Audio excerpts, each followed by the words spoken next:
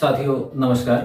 विभाजन गाथाएं के पिछले भागों से गुजरते सुनते हम आज यहाँ पहुंचे हैं और पिछले भाग में हमने बात की थी बंदूक के बदले रोटी।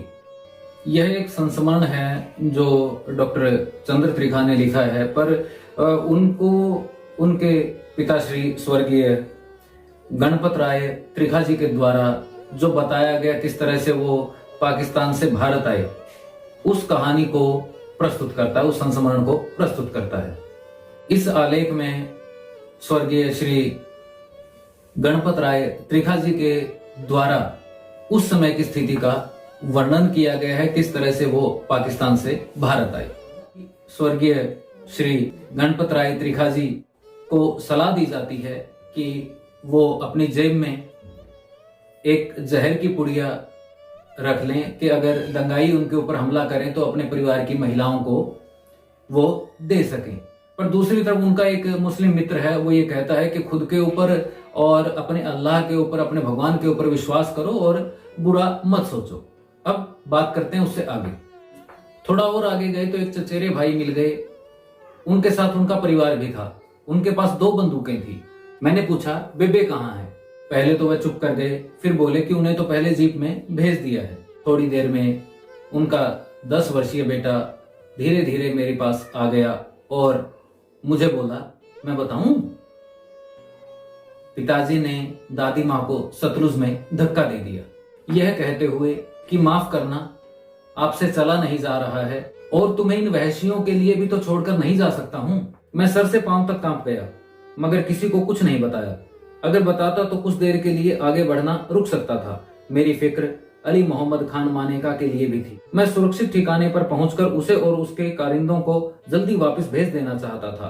पाकपटन से फाजिलका तक सारा रास्ता उजड़े हुए काफिलों, इधर उधर बिखरी लाशों, घायलों की चीखों पुकार से अटा पड़ा था। मौसम गर्मी का था, इसलिए जब चेहरा पहुंचते तो पता ही नहीं चलता कि रो रहे हैं या पसीना पोंछ रहे हैं। आखिर 36 घंटे रुक रुक कर पैदल चलने के बाद हम सुलेमान की के करीब पहुंच गए। सब लोग थोड़ा सुस्ताने के लिए रुके तो मैं पागलों की तरह अली अहमद खान मानेका से लिपट गया। ओए बस ओए मित्रा, जा तू भी अब अपने परिवार को संभाल। और मेरा वह लगभग पूरे परिवार का रोना निकल गया। रोते रोते मानेका बोला, तो यह परिवार किसका है? यह भी मेरा ही है, इसकी जिम्मेदारी भी तो मेरी है। मानेका ने मेरे बड़े भाई साहब को गले लगा लिया। मेरी माँ से बच्चों की तरह लिपट कर रोया। छोटे बच्चों को बार बार चूमा, वह उसका खास लाडला था। बड़े बेटे 3 बेटियों, वह पूर्ण देवी के सिर पर हाथ रखा और तेजी के साथ अल्लाह हाफिज रब रखा। चीखता चीखता मुड़ गया। मुझे मालूम था लौटते हुए वह बुरी तरह रो रहा था। फाजिलका के साधु आश्रम में रात गुजरी तो अगली सुबह अबोहर के लिए चल पड़े। किसी ने कहा था वहां मार्केट कमेटी भी है, शायद पुरानी पाकपटन की सर्विस के एवज में नौकरी भी मिल जाए। वैसे भी मैं एक बार वहां के सेक्रेटरी खजान चंद से लाहौर में पहले मिल चुका था। अगली रात हमने मार्केट कमेटी अबोहर के पिछवाड़े गुजारी। सेक्रेटरी खजान चंद उस दिन वहां नहीं थे। अगली सुबह उनसे मिलना हुआ। उसी रात एक घटना घटी जिसने मुझे भीतर तक हिलाकर रख दिया।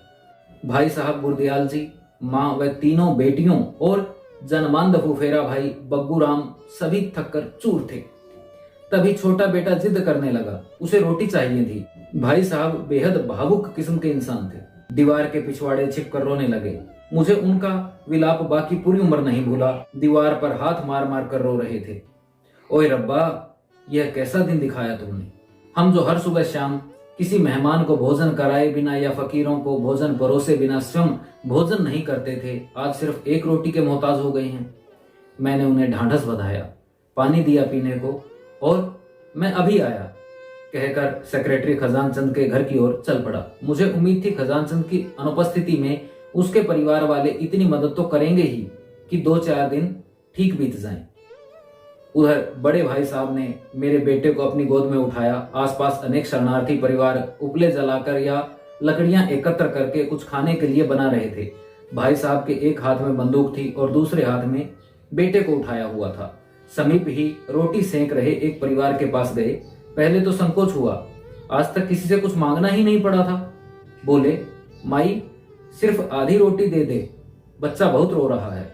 वह माई भी शायद सारा कुछ गंवाकर ही अपने परिवार के साथ वहां आई थी। खींचकर बोली, अरे भाई, हालात तो देख, जो बना सकी हूं उसमें से भी सिर्फ आधी आधी रोटी हम सबके हिस्से में आएगी।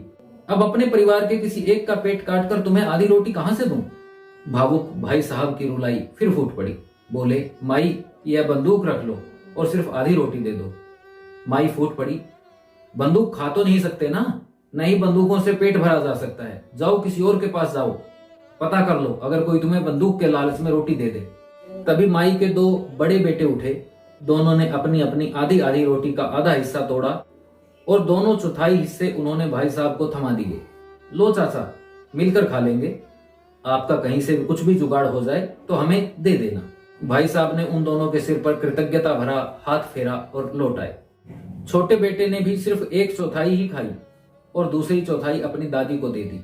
तब तक मैं लौट आया था। खजान चंद के घर से 1-2 सेर आटा, थोड़ी दाल, एक हांडी का जुगाड़ हो गया था।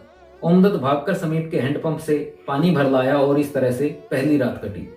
हालांकि गर्मियों के दिन थे, रात को ऊपर डालने के लिए कपड़ों की जरूरत नहीं थी, मगर खजानचंद के परिवार ने 2 दरियां भी दे दी थी ताकि हम लोग उन्हें एक कोने में बिछाकर लेट सकें। थोड़ी देर बाद हमें ढूंढते हुए मेरे ससुर व सास और उनका परिवार भी वहां आ गया। उनके पास गुड़, चने की पोटली, मिर्च, नमक और कुछ प्याज व अचार भी बंधा हुआ था। छोटी छोटी चीजों ने हमें यह यकीन दिलाया कि हम बकायदा नई जिंदगी की शुरुआत कर सकते थे। 2-4 दिन में मुझे अपनी पुरानी नौकरी के आधार पर मार्केट कमेटी में हेड क्लर्क की नौकरी मिल गई। भाई साहब भी मैट्रिक पास थे। उन्हें पुनर्वास विभाग में मकानों की अलॉटमेंट की नौकरी मिल गई थी। हम लोग कुछ ही दिनों में इस लायक हो गए थे कि अतीत के घावों को भर सकें। तब तक मकान भी क्लेम के आधार पर मिल गए और आसार जगे कि कुछ जमीनें भी मिल जाएंगी। दोनों भाइयों ने फैसला किया था कि आगे के कुछ दिन के लिए शेष शरणार्थियों के बसेरे के लिए काम करेंगे। बाद में एक दिन उस माई का परिवार भी मिला। माई थोड़ी शर्मिंदगी महसूस कर रही थी, मगर मैंने उसे शर्मिंदगी से उबारा और उसके बच्चों की उस दिन की चौथाई रोटी के लिए शुक्रिया भी अदा किया। बाद में उन्हीं लोगों के साथ पारिवारिक संबंध स्थापित हो गए जिन्होंने आधी आधी रोटी के लिए तरसाया था। बहरहाल ईश्वर गवाह है, हम लोगों ने उस घटना को उसकी व्यवस्था समझ करके उसे भुलाने की कोशिश की थी। तो ये था पाक पटन शरीफ, बंदूक के बदले रोटी। इसके साथ ही आज का ये आलेख समाप्त होता है। अनुमति दीजिए। नमस्कार।